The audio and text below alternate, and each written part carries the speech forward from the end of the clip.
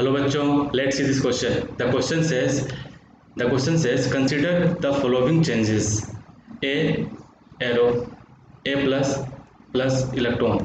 इसकी जो first answer enthalpy है वो E1 है, and A plus go to A plus 2 plus electron. इसकी जो आंसर एंथैल्पी है वो 2 है. The energy required to pull out the two electrons are E1 and E2 respectively. The correct relationship between two energy would be. यानी कि ये question कह रहा है कि यहाँ पे दो चेंजेस दिए हुए हैं. अब इन दो चेंजेस में मतलब होने के लिए जो करेक्ट रिलेशनशिप होगा वो कौन होगा. यानी कि हमें देखना होगा कि first answer enthalpy second answer enthalpy से बड़ा है या छोटा है या फिर बराबर है.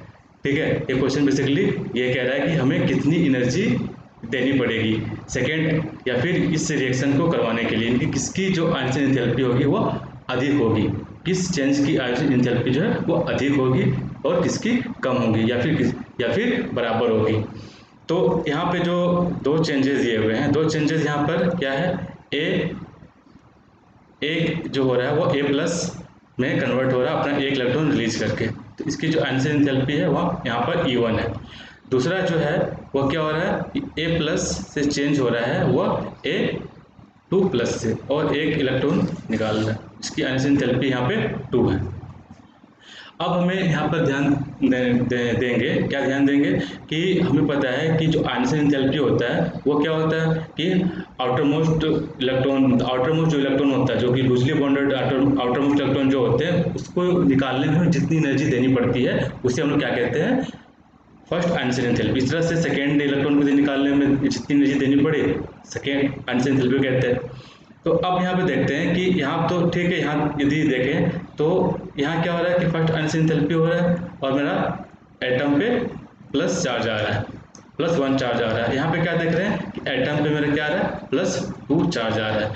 तो क्या होता है कि जैसे जैसे न्यूक्लियस पर पॉजिटिव चार्ज बढ़ता जाता है, जैसे क्या होता है न्यूक्लियस पर पॉजिटिव चार्ज बढ़ता है, कहने का मतलब कि न्यूक्लियर चार्ज बढ़ता चला जाता है. जब न्यूक्लियर चार्ज बढ़ेगा तो वो क्या करेगा कि अपने जो आउटर मोस्ट इलेक्ट्रॉन को वो अच्छे से अट्रैक्ट करेगा, यानी कि उसको अट्रैक्ट करेगा, यानी उसको अच्छे से बांध कर रखेगा.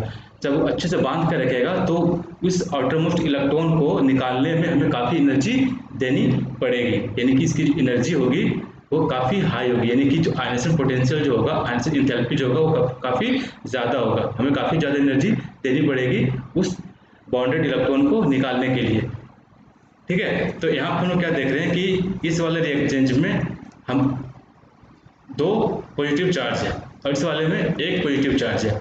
तो यहाँ पर क्या हो रहा है कि magnitude of positive charge increase कर रहा है. जब magnitude of positive charge increase करेगा तो ऑब्वियस सी बात है कि न्यूक्लियर चार्ज भी इंक्रीज करेगा, यानी कि attraction between nucleus and outer most electron क्या हो जाएगा, इंक्रीज कर जाएगा और हमें काफ़ी ज़्यादा एनर्जी देनी पड़ेगी आंसर एंथैल्पी के रूप में.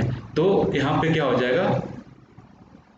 होगा कि जो answer enthalpy second answer enthalpy होगा वो क्या होगा, फर्स्ट आंसर एंथैल्पी से हमेशा अधिक होगा. इस केस में क्या होगा, हमेशा अधिक होगा.